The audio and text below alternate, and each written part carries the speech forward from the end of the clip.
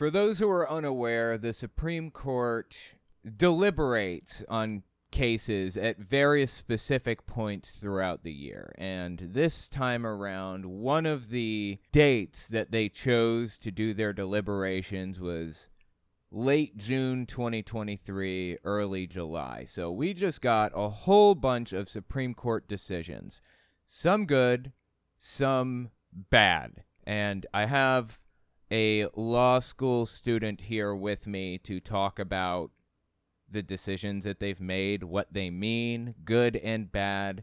So I wanted to start off by watching one of the videos real quick of one of the winners. So let's talk about the two Supreme Court case winners and what they had to say after winning their case. July 1st, 2023. For a little bit of lead up to this, just kind of explain what happened here. Not all hope is lost here. I know sometimes it feels bleak. Sometimes we take 10 steps back, but we will take steps forward again. This seems to be the dying breath of a movement that has attempted what is effectively a coup. Now, Donald Trump failed his coup on January 6th, his attempted coup, but the Republican Party continued on with the judiciary after that. The Republican Party only makes up, or at the very least, MAGA extremists only make up somewhere in the vicinity of 20 to even maybe 30% of the country. Democrats or people to the left of hunting the homeless for sport have a massive weight, a massive number on the Republicans. Quick interjection. I won't take long. I just wanted to tell you guys, YouTube's algorithm operates off of a few factors. Watch time, whether or not you subscribe, and whether or not you like something. So if you really want to help my channel, I would appreciate it if you guys watch the video to the end. If you don't watch it to the end, just watch a little bit longer than you would have otherwise. I would appreciate that very much. All right, let's get back to the video. Republicans make up a minute amount of the country, especially compared to people to the left. So it feels bleak. It feels like we're losing right now, but we're not. We're taking 5 steps back. That's okay.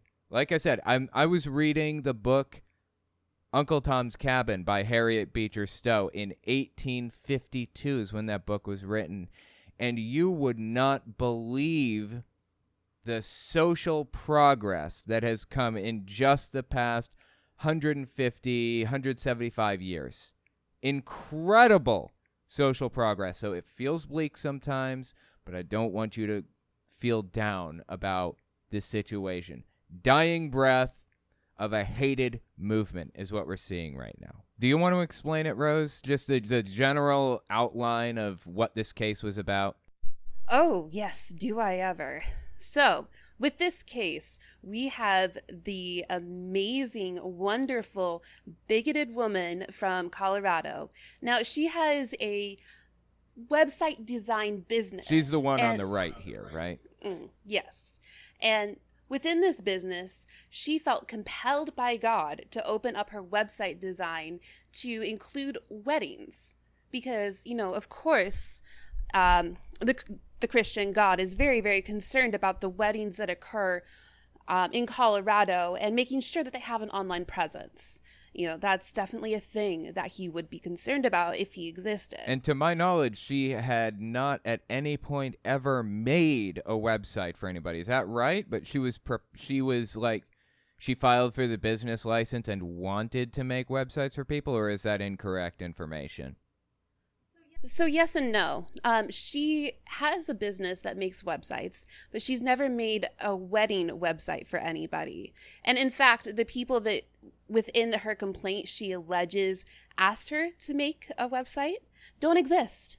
One of the persons who is named within the complaint is actually a straight married man who is a fellow website designer. To my knowledge, that erases the existence of standing in this case, right? So basically, American Atheists was dealing with a case not too long ago, correct me if I'm wrong here, where there's a guy named Jason Rapert who was blocking, atheists on Twitter for being atheist and no other reason, basically. And they brought suit against Jason Rapert for doing this. Hell of a last name, by the way, Jason Rapert. Fantastic. I'm sorry, get off a little tangent here. When people came to America, they could come up with their own names. You got Tylers. People would lay down tiles on floors, and so they named themselves Tyler as their last name. Anders' son. They were the son of Ander, for example, right? I wonder what Rapert's family did for a living, but that's neither here nor there. So Rapert was blocking atheists simply for being atheist. And American atheists brought suit against him, and then he lost his election as a public official, at which point we didn't have standing anymore, so we just walked away from the case. Is that right? Because if you don't have standing, you cannot bring suit? I don't know the full details about the American Atheist case. I know for sure that they released an announcement on their website, and I'd encourage everybody to check that out because that was a doozy of a case in and of itself. But generally speaking, yes, when you have a case, you need something that's called standing. And with standing, there are a bunch of different principles under it that all have, technical legal terms. But essentially, you need to have an actual injury. That's the most important part in this case. Now, she has no injury because the people who, quote unquote, asked her to make the website don't exist. It's essentially asking the court for something called an advisory opinion, where you're trying to see what the potential outcome of a case would be given a certain fact pattern. But, doesn't really matter because the Supreme Court, it will do what it wants to do. And as we know from Bremerton in last year's cycle, they'll just make up whatever facts they want to make up, and it doesn't matter. Bremerton v. Kennedy, if you're unfamiliar, this is another case that happened, I think, last cycle, right? Last year, somewhere in that vicinity. And it was basically this coach, Kennedy, who decided to pray with his students at the 50-yard line or something like that. And the Supreme Court decided that it was legal for him to lead students in prayer, completely disregarding hundreds of years of case law, of legislation that says that it is against the law for somebody to do something like that. And the way that they justified it, the Supreme Court changed the facts of the case. Kennedy was going to the 50-yard line, I think it was a 50-yard line, and praying with the students publicly out in the open in front of cameras and everything. And the Supreme Court said, well, he's just standing out in the parking lot alone, so if people choose to go pray with him, literally changing the whole meaning of everything. Just ignoring the facts that were already established by lower courts so that they could get the result that they wanted. And that's the kind of thing that we see happening in this specific case right here with this wedding designer, basically, right? The Supreme Court will accept whatever facts it wants to make up, and who's going to hold them accountable. So anyways, I wanted to listen to this. This is like their victory lap, basically. This is the lawyer on the left, and this is the website designer on the right, who wasn't injured in any way, was not asked by a gay couple to make a website for them. And really the crux of this case is, are you allowed to discriminate against people for religious reasons? That's what this whole thing is really all about. Can you discriminate against people? And the Supreme Court decided, yes, you can. And I'll warn people, this case made me angry, so I may or may not go on a couple long tangents. So let's give this video a listen. This is them kind of, what would you call it? This is them showboating or talking about how fantastic the outcome was and how glad they are or whatever other thing. Check this out. So I guess the baker is speaking. I guess the website designer, your client, is speaking. Presumably the florist is speaking, the photographer. What about the stagehand? What about the wedding singer? What about all those ancillary businesses that go into it? Are they all offering speech? So what he's drawing a distinction between is action and speech, right? So if you walk into a business and you walk into a gas station or a convenience store and you want to purchase a candy bar from somebody, and you're black, and the guy behind the counter is white and doesn't like black people. By selling this black person a candy bar, he is using his free speech to say, I approve of this person being black, basically. That's like the mindset that they've got going on here, right? And one of the things the court did was go on a very, very long tangent about what is creative and what is expressive, in order to try to distinguish between a gas station and distinguish between making a website. But ultimately, it's all providing a service to the public. It's called a public accommodation. And you don't get to pick and choose who you serve when you serve the public. It doesn't matter that your work is creative or expressive. You are holding yourself out to the public. And where does this end? Hairstylists, that's creative. Are hairstylists now going to be allowed to discriminate and get away with it because it's their sincerely held religious belief? Or let's go further. What about hotels? A lot of universities put hotel hospitality management under their arts programs. Is that now going to be considered creative and expressive? And are people going to be able to turn away others like it's the 1960s simply because they have a strong religious belief that they shouldn't serve gay people or that they shouldn't serve black people? So this is an interesting line of attack, an interesting perspective that I've seen throughout history. So the line of attack is, this is a creative thing that they're doing. They are an artist. Should they be compelled to provide art for these people? Now, this argument falls to pieces at its face when you realize that what they're really trying to do is discriminate against people based on their sex, their race, their religion, their anything at all. No discrimination whatsoever in my mind, right? And they're trying to discriminate and finding these creative arguments for the discrimination that they want to enact. And it's exactly the same way that the KKK did it all the way back in between the 1800s and the 1950s, and 60s, 70s, 80s. In fact, I even read Uncle Tom's Cabin recently, and they were doing it all the way back then. I just want to show you guys one quick clip. I know we're jumping around a little bit here, but let me just show you something, okay? This clip is from the 1950s. It's a case study where a town was being integrated. For the first time, a black family was allowed into this town, and they were asking people in the town what they thought of it. Were they okay with this black family moving in? Now listen to the messaging that the KKK spread through this town to the children in the town when the black family, the Myers, moved in. The people are definitely against integration.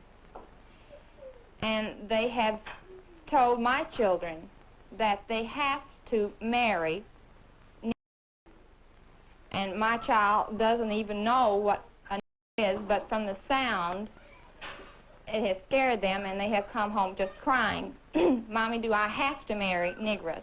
If you notice the argument that this woman this woman's children were presented with by members of the KKK, the argument they were presented with was, as part of integration, you must marry a black person, and if you don't, you'll go to jail. It's a legal mandate that you do this. So by doing that, by taking that position, by convincing children who, by the way, have diminished capacity for critical thinking skills, by using that line of attack, they are forcing people onto one of two sides. Either you are in favor of forcing people to marry black people, or you are opposed to black people marrying white people. You see how they did it? And it's been their tactic to do it like that since day one.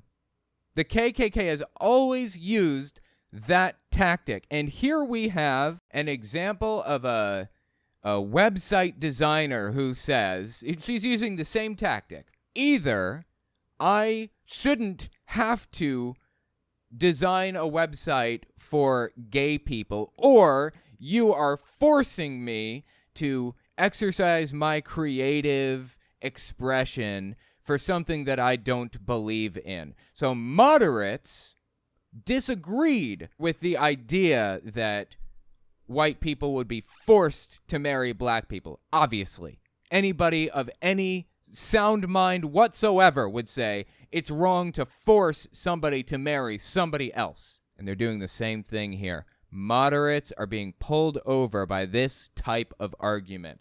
I don't want to be forced to express myself artistically for something that I don't believe in.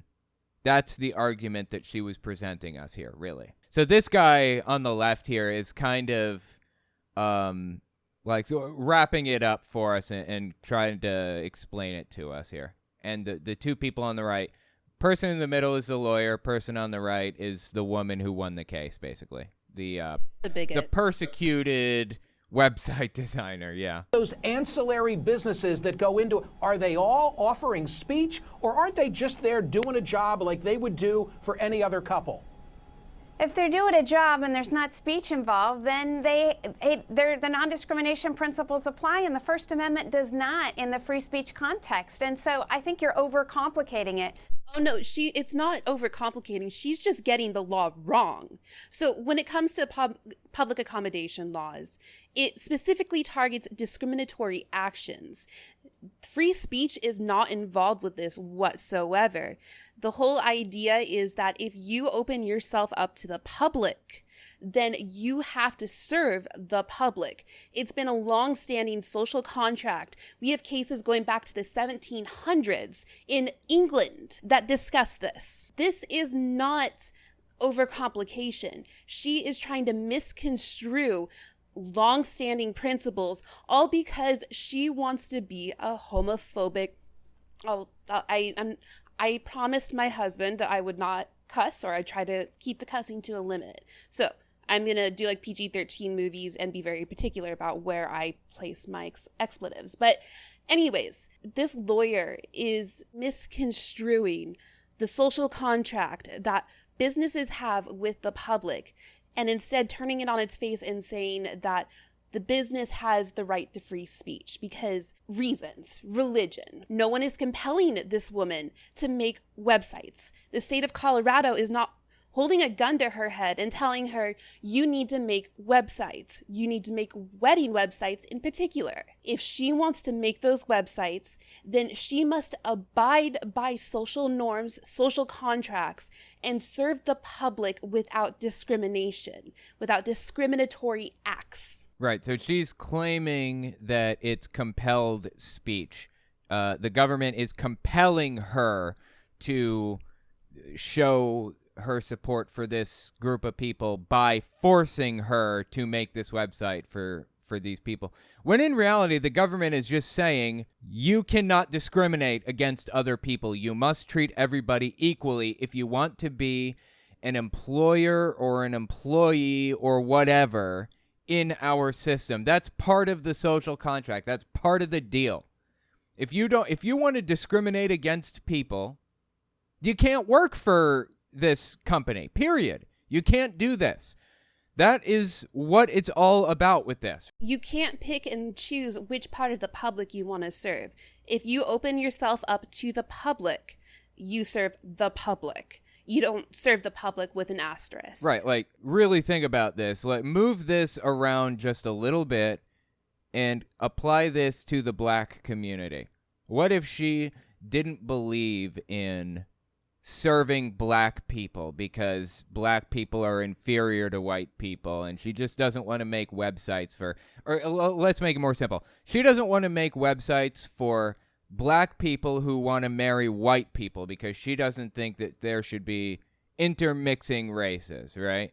As of 2 days ago, she couldn't do that. But it is the same situation. You know, if you have a photographer going into schools and, you know, taking pictures for the school yearbook, they can't say that, oh, I'm not going to take pictures of the kid with two moms because I don't believe in promoting that. No. You were hired to do a service. If you want to pick and choose in that way, don't open yourself up to the public. It's that simple. Right, absolutely. So let's keep listening to this video and see what else these two people have to say. As you open, the court's decision, the majority decision by Justice Gorsuch is clear. There are clear tests in the law as to when speech is involved. We know when speech is involved. Okay, I'm sorry. I know I only let her get a sentence out, but if she wants to talk about the bullshit, and there, I chose my expletive, that was this opinion, then let's get into it. Justice Gorsuch basically made up this entire reasoning out of nowhere. So there's a whole thing. It's like 30 pages long at least. We won't get into all the of majority opinion, which was written by Gorsuch, right? Yes. One of the things that he talks about is talking about how, public accommodation laws were necessary when businesses had monopolies and when we essentially allowed monopolies to exist. And he doesn't cite cases. He doesn't cite anything. He just pulls this out of thin air and says, well, here it is. They're not making arguments based on precedent. They are coming to the conclusion they want to come to, and then making it up as they go retroactively. Like, the disturbing part about this whole thing for me is that it's not even that we're like maintaining the structure within the bounds that we already have. It's not like we're it's not like they're abusing the system the way that it already exists. It's like they've completely broken the system. Like, this is outside of how the judicial system's supposed to work. They started breaking rules and just continued on from there, right? Yeah, it's so heartbreaking, because you know for a fact that if liberal justices did this, if they were just making up legal precedent, legal rules, and going with it, you know that the Republicans would have a field day. They would be calling for impeachment and conviction. They would be calling for expanding the court. But because it's their side that's doing it, it doesn't matter. They don't need to worry about ethical concerns or about, our legal system as a whole and its integrity. And by the way, this is not the only bad decision that they made. Now, I want you guys to think about something going into this. Again, we're going to continue playing this in just a second, but before we do, I just want to put on record, not all hope is lost here. I know sometimes it feels bleak, sometimes we take 10 steps back, but we will take steps forward again. I just want to make one thing clear about this case, just because I know that it's going to be misconstrued further. For the First Amendment covers free speech, covers thought, covers expression. Colorado isn't telling her what to think, what to say in her private life. They're saying that as a business, you don't have the right to act discriminatorily. This has nothing to do with her as a person and her independent thought. She would probably have so many discriminatory thoughts and things to say, but this law targets her actions specifically. It does not implicate the First Amendment in the way that's being argued. Right. So let's keep listening to this video and see what else this bigoted person has to say. And this other person on the left with a weird perma smile, whatever the hell's happening over here. Let's give it a listen. And I'll try to let her speak for more than a sentence before I go off again. Okay. And here we have the written printed word, so there's no question that speech is involved. In terms of Justice Sotomayor's dissent, as the majority said, she's litigating a case that wasn't... Okay, first of all, I love this guy's expression. That's about the same expression I had while reading this entire opinion and dissent. Just wide-eyed astonished. Second of all, just because it's written doesn't make it speech. Right. So try to clarify for the audience here. What she's saying is she is in a special category because she's writing. She's actually speaking where a photographer isn't actually speaking. He's just snapping a picture, basically, right? That's like the argument she's laying down. I mean, that's the argument. Doesn't make it right. I have I could go off. I'm trying to hopefully get through the video within the next 2 hours. Yeah, I totally agree with you. It's fabricated nonsense. It's flimsy as hell. And if it wasn't this Supreme Court, literally any court in the country pretty much would have rejected this outright. But here we sit, right?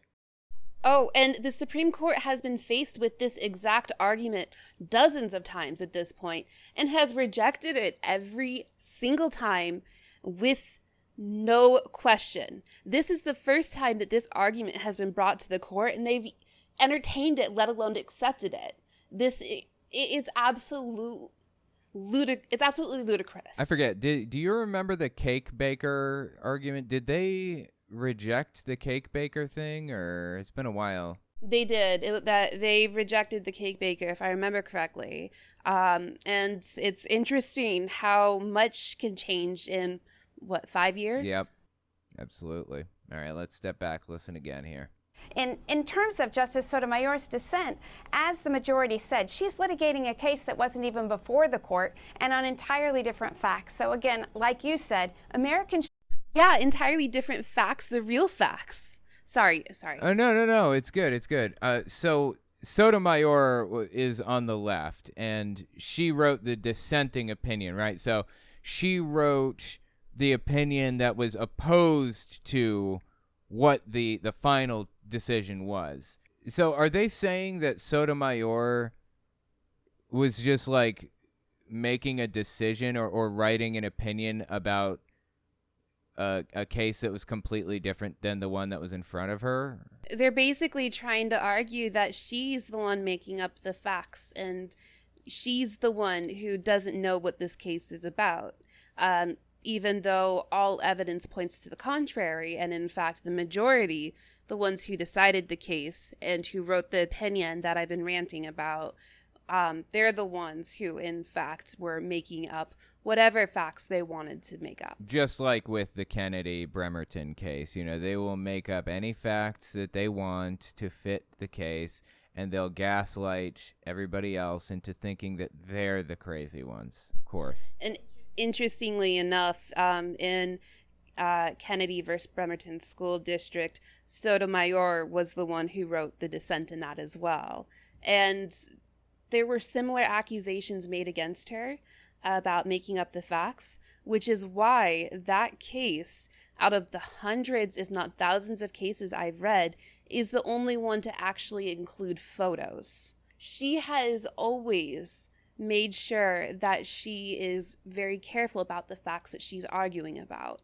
And in cases where there's doubt, she will go above and beyond to show that her interpretation of the facts is correct, which is why this woman, the lawyer, is absolutely mind-bogglingly ridiculous in trying to say that Sotomayor, out of all of the justices on the Supreme Court, is the one misinterpreting the facts. She knows exactly what she's doing, seems to me. But, they can convince an eager audience of Republicans of basically anything they want at this point. These people will convince them of anything and they'll believe it. Insane. As the majority said, she's litigating a case that wasn't even before the court and on entirely different facts. So again, like you said, I mean, the facts were already established in lower courts up to this point, right? So it's not like they can even say that and it make any sense. What was it that Kellyanne Conway said? Alternate facts? I'll find the clip when I do the edits, and I'll insert it here. I did answer your question. No, you did not. You did Yes, not I answer did. the question of why the president asked the White House press secretary to come out in front of the podium for the first time and utter a falsehood. Why did he do that? It undermines the credibility of the entire White House press office No, on it day doesn't. one. Don't be so overly dramatic about it, Chuck. You're saying it's a falsehood, and they're giving Sean Spicer, our press secretary, gave alternative facts to that. But the point remains. Wait a minute. Alternative facts? Alternative facts, 4 of the 5 facts he uttered. The one thing he got right was Zeke Miller. 4 of the 5 facts he uttered were just not true. Look, alternative facts are not facts. They're falsehoods. It wasn't even before the court, and on entirely different facts. So again, like you said, Americans should read the decision and decide for themselves. Yes, I would suggest you do read the decision if you're really curious, right? I mean, it's kind of written in legalese in large part, but it should really show you like how depraved this court is and the things that like the lengths they'll go to, right?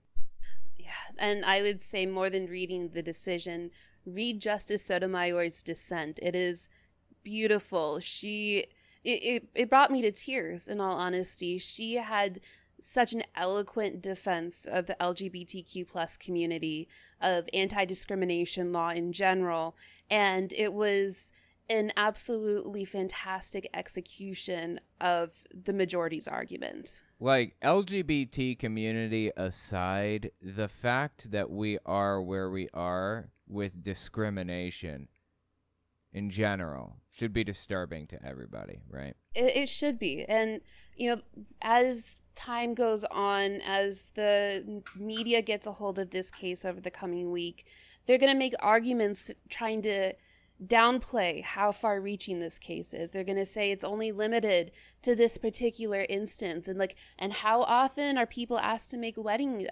websites? You shouldn't worry about it. But that's the thing, though. The way this case is written, it undermines all public accommodation, anti-discrimination law. It basically is going back to the Jim Crow era and saying to businesses, you can turn away whoever you want. Doesn't matter. You can put up, we won't serve gay people. We won't serve black people. We won't serve women even in certain cases. And all they need to do is cite religious belief, and they're golden. Absolutely disturbing where it's going right now. Let's keep listening to this, see what else they have to say. Okay, I'm in my hypothetical, counselor, I'm an atheist, and I'm in one of these ancillary businesses. And when couples get together in a non-religious environment or ceremony, I'm going to provide my services. But wait a minute, this is a religious wedding? I don't want a part of that. That's actually interesting. He sounds like he's kind of presenting the other side, the other edge of the double-edged sword, right? So religious people want to be allowed to discriminate against black people or gay people or whatever. And he's presenting it from the other perspective. I'm an atheist that owns whatever, and I want to discriminate against religious people. Now, how do you feel about that? That's kind of interesting, the way he's framing it. Let's see what they have to say about it. Is that okay? Well, I'm not sure what your atheist is doing, and so what clever, yeah, real clever. And for a fact that if this happened, if this exact same situation occurred and it was atheists or Muslims or Jewish people involved, then there would be a lawsuit filed that day, and the court would say that they are being hostile to religion, therefore.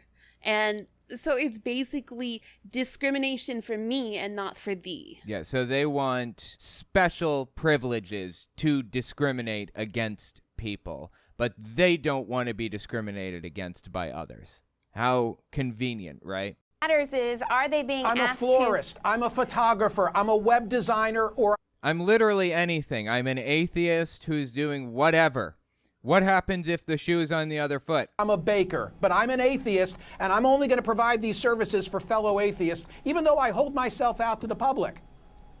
And look how mad she got there. That was a mask slip. You saw the anger boil out there for a second and get past that weird little smile she has. It's about what the speech is that's being requested. Lori has... No, it's not about the speech that's being requested. You have to give service to everybody if you are providing service to anybody. No discrimination. If you don't want to provide a service to somebody because you're a bigot, no one is forcing you to provide that service.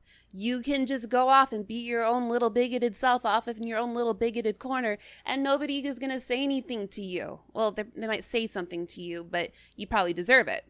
But their full force of the law will not come down on you the way it would where you are a business essentially putting up a sign saying, we don't serve protected class. Right, like we don't serve black people here, for example. I mean, it's the exact same thing. That's why I keep coming back to that. I keep coming back to we don't serve blacks in this establishment because it is the same. There is effectively, in the eyes of the law, there is no difference. We don't serve blacks. We don't serve gays. It's the same.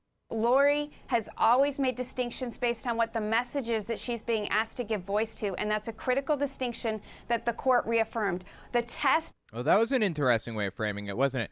The message that she is giving voice to, not the message that she is personally saying, but the message she's giving voice to. That means the argument that they're presenting here, they want you to think it wouldn't apply to photographers because they're just snapping a picture, but it could just as easily apply to them. They desperately want it to, right? This is what I was talking about. They are going to try to argue that this case is not groundbreaking, it's not unprecedented, and it's not widespread, that it only applies in a very, very specific circumstance, and you don't need to worry your pretty little head about it. But if you read the court decision, you can see that how wide-reaching this is, and that's what they want. They want this to apply to every aspect of their life, anything that could possibly be potentially creative, and then they have the ability to discriminate.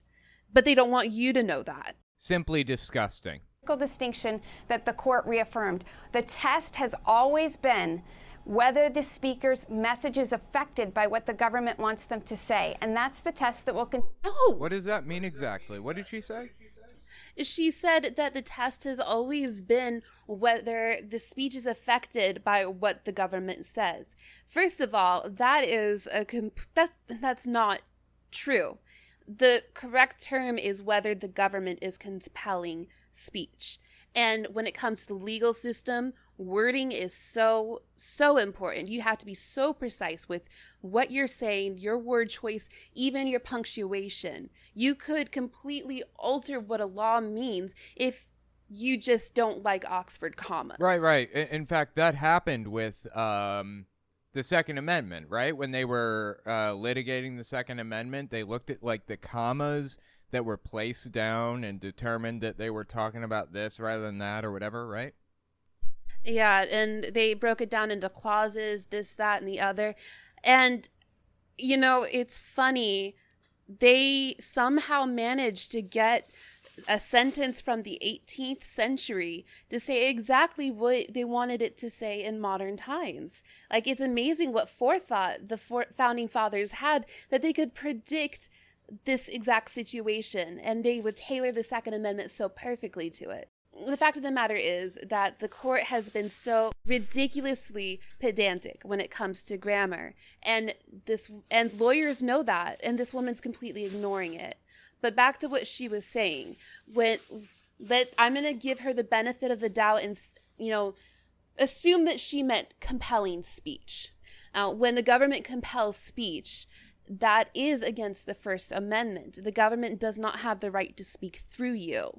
And the court has decided this in several cases, including things like saying that school children should not be forced to say the Pledge of Allegiance and give their allegiance to a flag when it is against their religious beliefs. Litigated by Jehovah's Witnesses largely, I believe. Yes. Give one to the Jehovah's Witnesses. But there are other cases too, like with flag burning. The government can't compel you to not burn a flag or to burn a flag. The only thing they can say is hey, we're gonna put fire ordinances just so that everyone is safe and safe. That's it. They cannot force a message out of your mouth. And that is what the lawyer is trying to argue, is that Colorado is trying to force a message out of this bigot's mouth. Now, that is not the case. As I've already discussed, Colorado's public accommodation law targets discriminatory actions. That is a very specific, intended thing to be targeted. And by doing so, it means that the First Amendment is not involved in this in any way. It's kind of like whole argument was like a Hail Mary pass. However, when you are operating within the public sphere, when you are a business and you are providing a service, you are not giving speech. That is not a thing. You in your private life have speech, but not in this particular instance. And it is so, so frustrating to watch a trained lawyer make these arguments knowing how completely wrong they are. And it's not even like this is like, complex legal analysis. This is the most obvious, straightforward stuff that a first-year law student would learn, that the Supreme Court just threw right out the window. We're done with this. We don't even care. We don't care about the facts of the case. We don't care about past precedent. We don't care about any of it. We don't care about how important to you it is that discrimination doesn't happen. We don't care. It's not about that. It's not like we're twisting this around and giving our own complex legal argument that might go in an amicus brief that's sent to the court to argue for one side. No, this is obvious. This is stuff that's been litigated and broken down and decided over literally hundreds of years. And the Supreme Court broke that standard, broke all of that stuff to pieces. Why? Because they want to discriminate. Because Uncle Thomas wants to discriminate against people, seemingly. That's why. I read the book Uncle Tom's Cabin recently.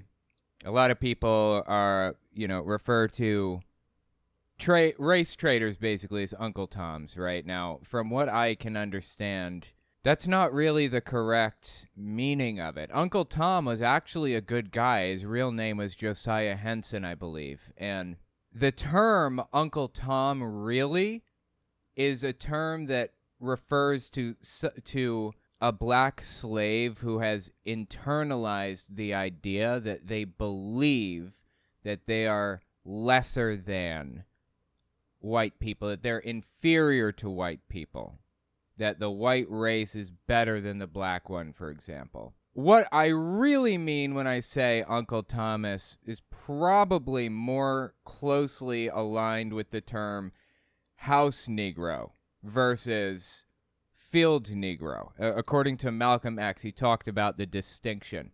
Back during slavery, there were two kinds of Negroes. There was that old house Negro and the field Negro. And the house Negro always looked out for his master. When the field Negroes got too much out of line, he held them back in check. He put them back on the plantation. The house Negro could afford to do that because he lived better than the field Negro. He ate better, he dressed better, and he lived in a better house. He lived right up next to his master in the attic or the basement. He ate the same food his master ate and wore his same clothes. And he could talk just like his master. Good diction. And he loved his master more than his master loved himself. That's why he didn't want his master hurt. If the master got sick, he'd say, "What's the matter, boss? We sick?" When the master's house caught a fire, he'd try and put the fire out. He didn't want his master's house burned. He never wanted his master's property threatened. And he was more defensive of it than the master was. That was the house Negro. But then you had some field Negroes who lived in huts, had nothing to lose. They wore the worst kind of clothes, they ate the worst food, and they caught hell. They felt the sting of the lash. They hated their master. Oh, yes, they did.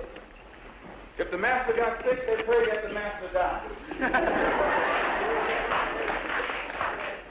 If the master's house caught a fire, they prayed for a strong wind to come along. This was the difference between the two. And today you still have house Negroes and field Negroes. Yeah.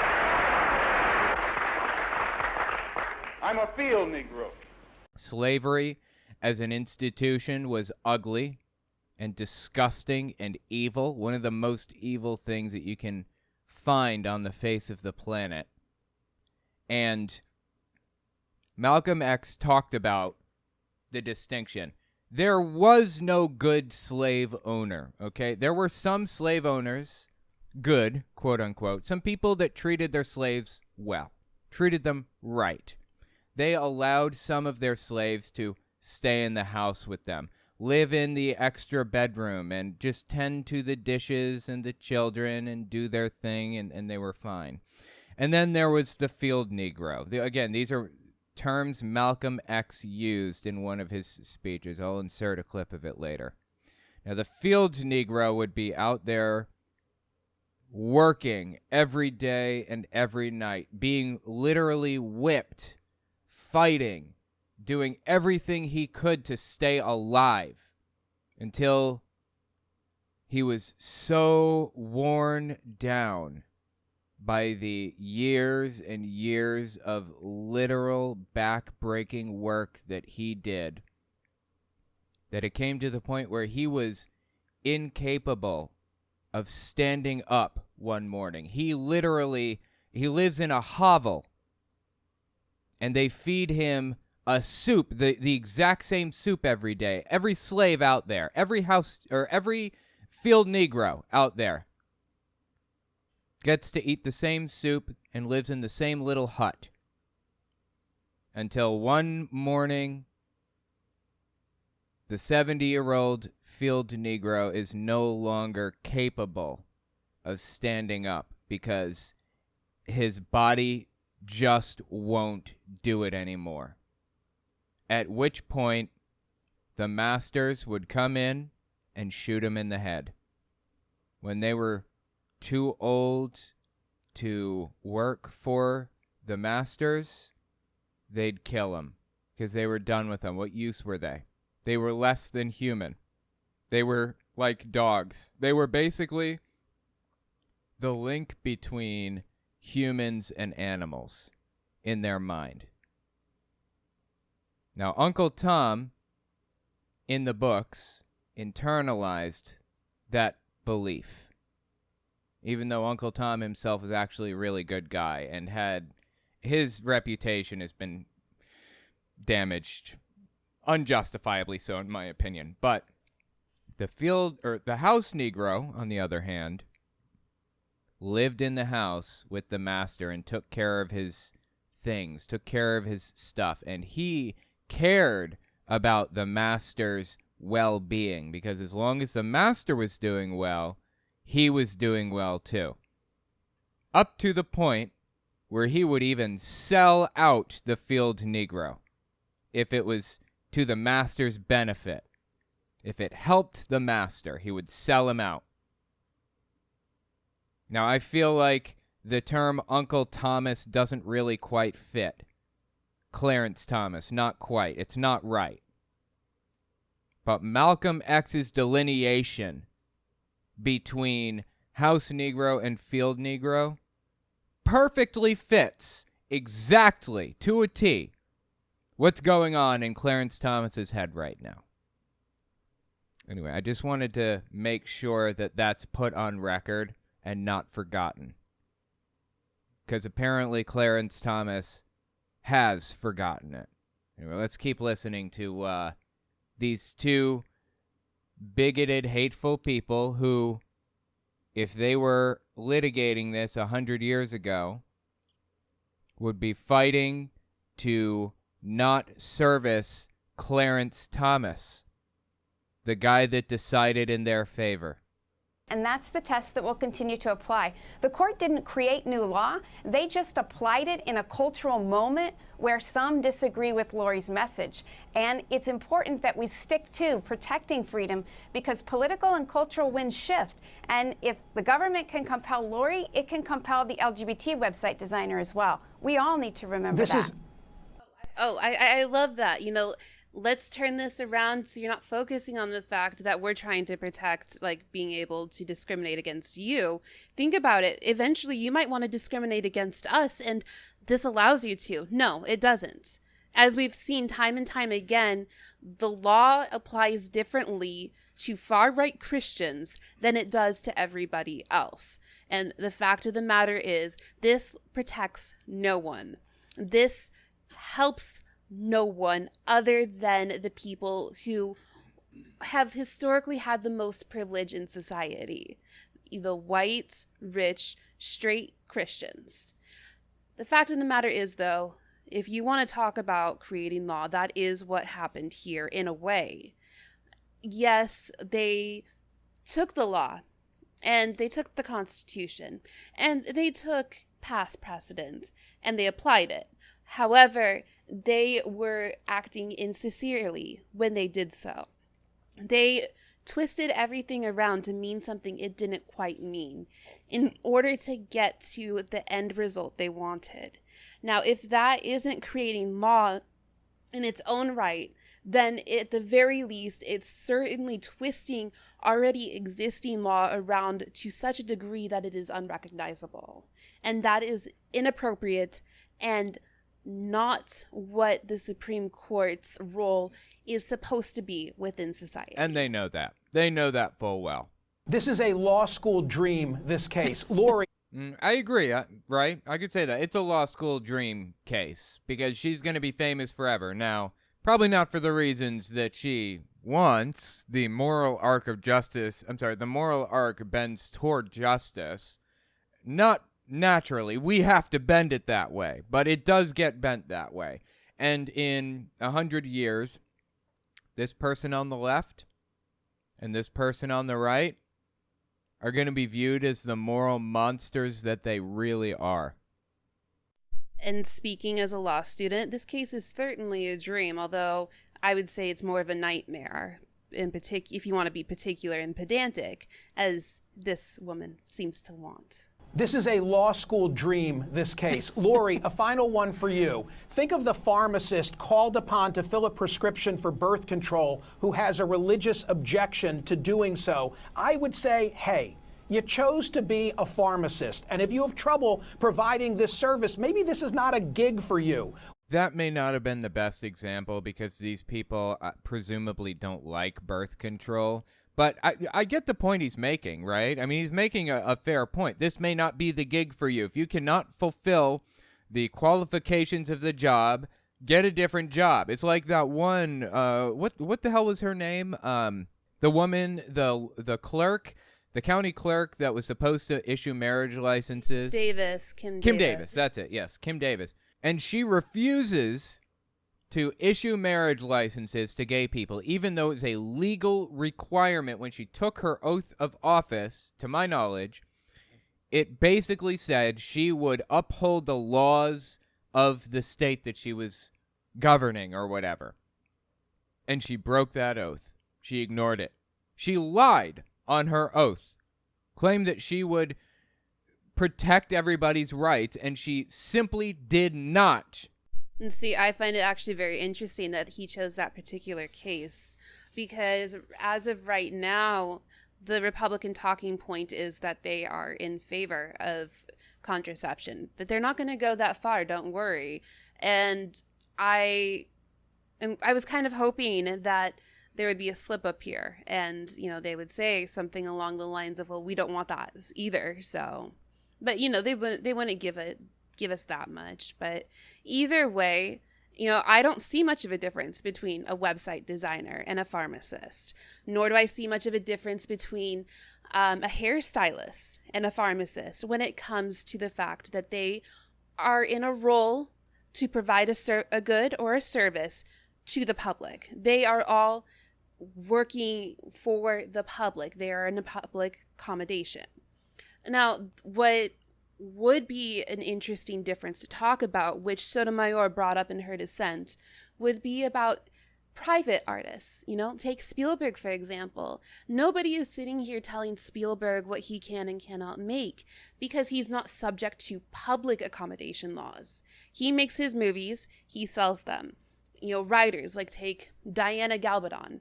She writes her books and she finds someone to publish them. No one is sitting there telling her that she can't write a certain thing or discuss something. Now, if she had told people only straight people are allowed to purchase this book, that would be a different situation. She's not doing that. Spielberg isn't saying no gay people allowed at Jaws. It's not going to happen, right? The crux of this is about public accommodations, where they're talking about who serves the public and who doesn't. And we have a whole host of different people who fall into the creative and expressive category who don't serve the public. It is very, very easy as someone who works in the creative field to not serve the public if you don't want to. And she doesn't have to. She's choosing to. And then trying to say that the law doesn't apply to me, even though I am making these choices of my own free will. Miss Anonymous 617 says, if you can't put your own bias aside, do a different job. Absolutely agreed. And Rose, you said a minute ago they're not publicly going after birth control. I have to call you on that one. I have a memory like an elephant, and I just so happen to remember this Michigan legislator running for office, who I believe won, going on a Catholic, a Catholic platform, having a conversation with this Catholic guy here. You're a faithful Catholic, meaning you believe everything the church teaches? Yes. Everything? Yes. Everything? Yes. So this is mid-May 2022. So you are, you see that the use of contraception is against natural moral law? Yes. Is destructive, a doorway to abortion, blah, Yes. blah, and all that and everything else. Yes. You see the This is, I believe, shortly after abortion was done away with, and they were going after contraception. See the whole, everything going on with Roe, for example, right now, and all the left, becoming completely uncorked, losing their minds. The question, they're saying they're coming after your gay marriage next. They're coming after your birth control after that and everything else. Well, you know what? Yeah, absolutely. Yes. I mean, this is a public figure, a public official that was running for office at the time.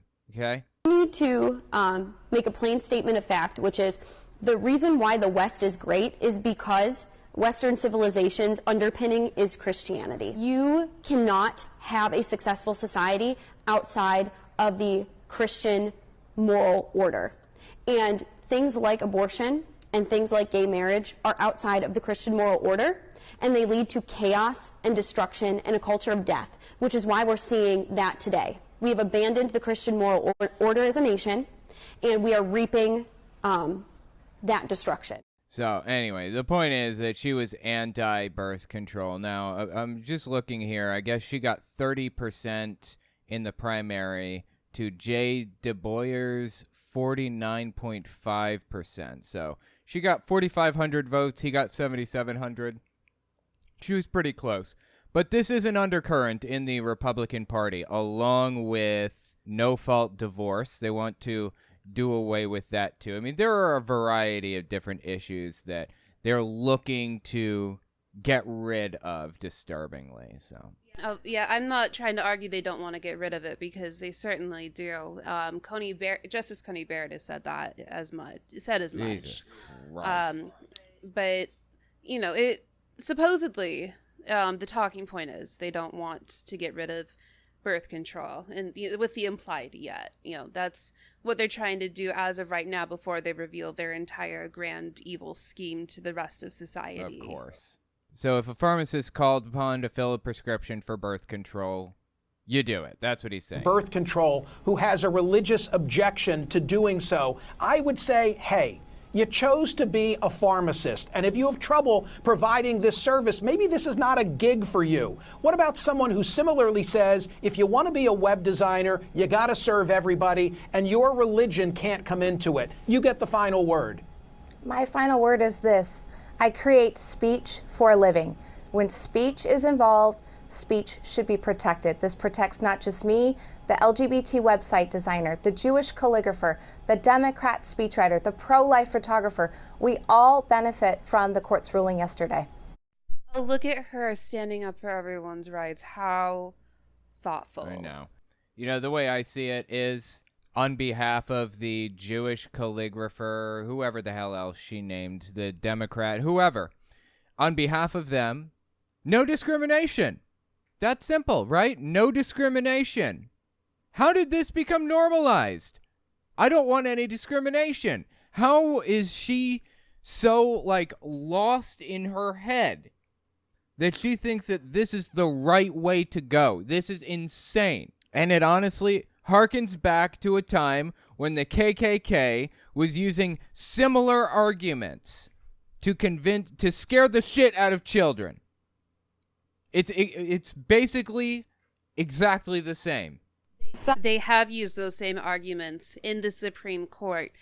There are cases like Heart of Atlanta Motel, where they make the argument that they shouldn't have to serve black people because reasons. There are other cases that say we shouldn't have to serve black people in a public accommodation specifically because it is against my religious belief. You know, and you have how many religions out there that have that racist undertone? How many religions out there cite the mark of Cain or the curse of Ham? You know, there are so many different ways that religion can be used to discriminate against others in public accommodations and there's nothing different about this case. It is the same argument, the exact same argument, down to probably the punctuation that they used in the civil rights era, and then that they used later with women's liberation. Every single time it has been, religion prevents me from treating everybody equally. It is my religious belief that I am better and shouldn't serve people. And this is the first time in 70, 80 years that the court has ever agreed with this argument in any capacity. It's absurd. And for what it's worth, that wasn't the only case that was lost, basically, for the left over this past season of cases that came out. Affirmative action was done away with, too, which is something that the Ku Klux Klan has been working for forever. November 4th, 1982. This is a Ku Klux Klan Grand Wizard telling us how he feels about affirmative action, the thing not the KKK, the thing the Supreme Court just did away with. We feel that affirmative action is discriminating against white people, and there is no question about it. Two wrongs don't make a right. Because black people were hurt and discriminated against in the past does not justify the discrimination against white people now. And we're asking, won't someone think of the poor white people? I know, the poor white people, right? There was no discrimination against white people, for the record. That's not what affirmative action was doing. But okay, I'm not going to go down that rabbit hole. I feel like we should discuss that another time, though, on another... Yeah, definitely. This is such a broad topic that deserves so much attention. I may end up doing another part to this. When I introduced you, I didn't say that your organization was. I said historically to most Americans, you're anti-Catholic and anti-Semitic and racist. In other words, anti-black. You said, we're not anti-Catholic. Right. We're not anti-Semitic. You didn't deny the racist thing.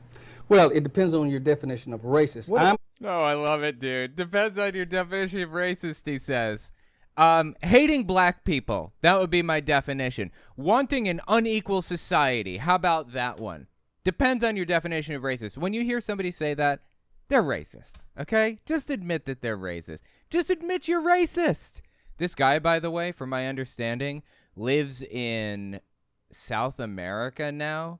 And I believe he was found out to be like a snitch, basically. Like, he told the FBI about how the entire operation works from the top down and was in danger for his life for doing so.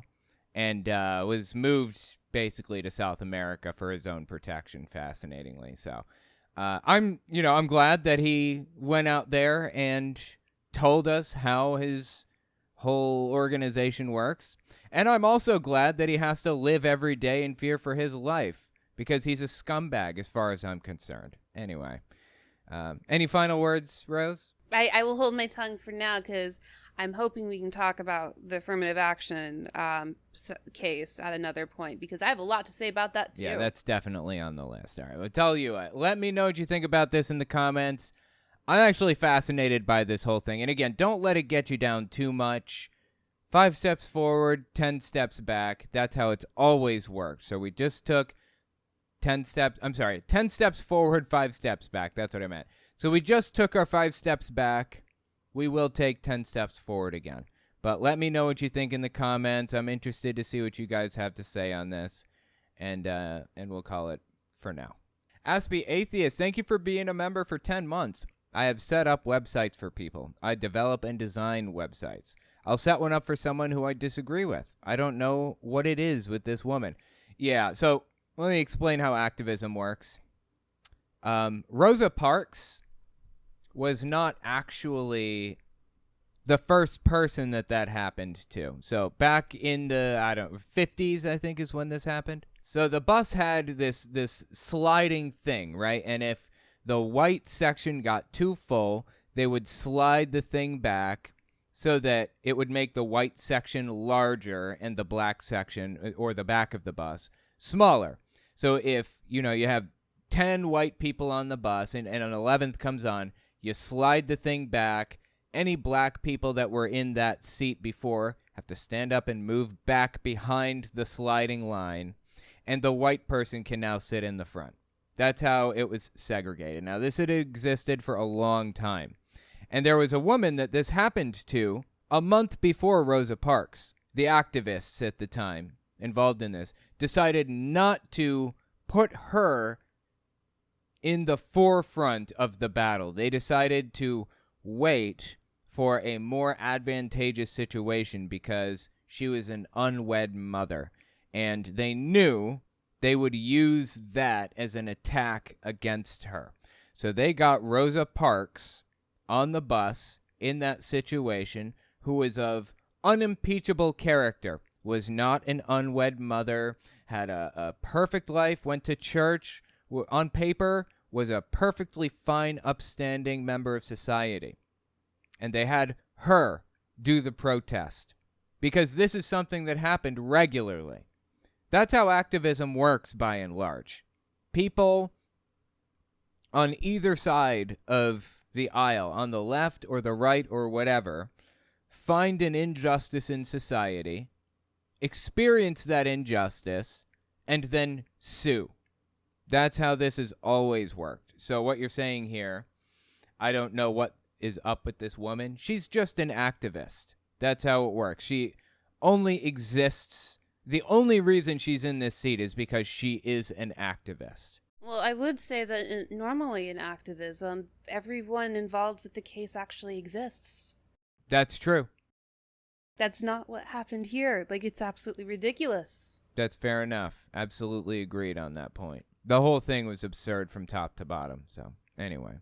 Let's see. Wesley Oliver, protected classes everywhere are now at risk. Supreme Court has set us back 50 years. Oh, yes, at least 50 years. 70 at least. Definitely. We're talking about pre-1964 Civil Rights Act.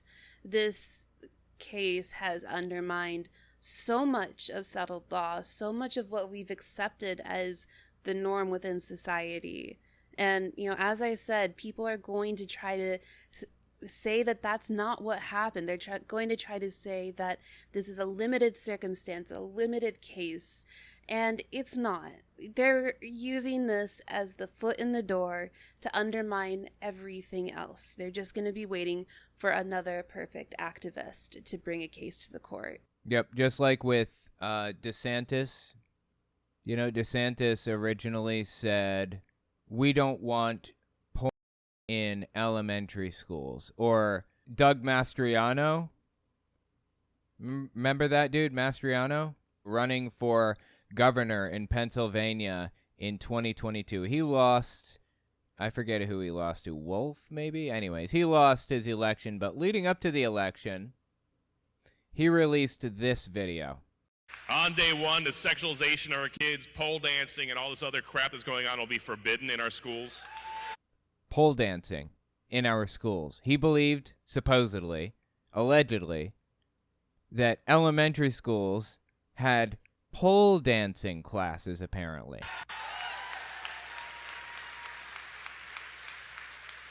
On day one, all the pornographic books that are in elementary schools will be pulled out.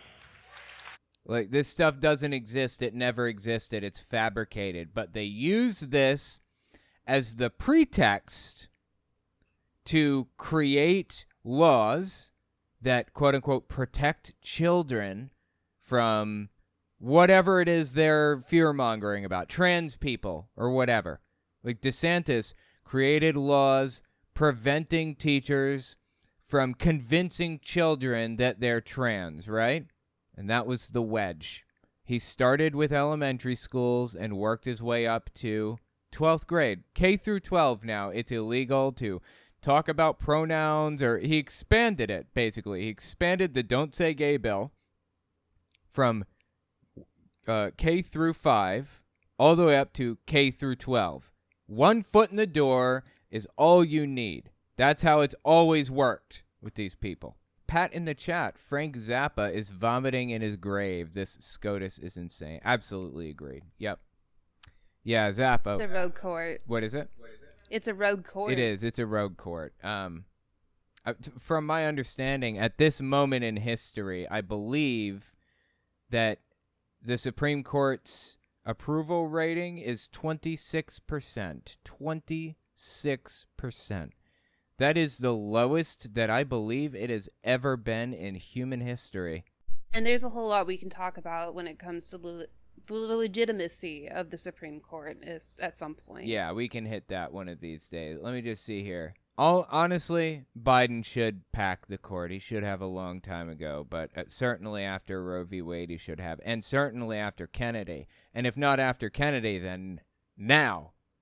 But he's not going to, unfortunately, because he's trying to maintain some level of decorum and all of that other stuff, sadly. I was looking for statistics. Yeah, I can't find the statistics right now, but last I heard, it was as low as 26% approved. That's crazy. That's crazy low.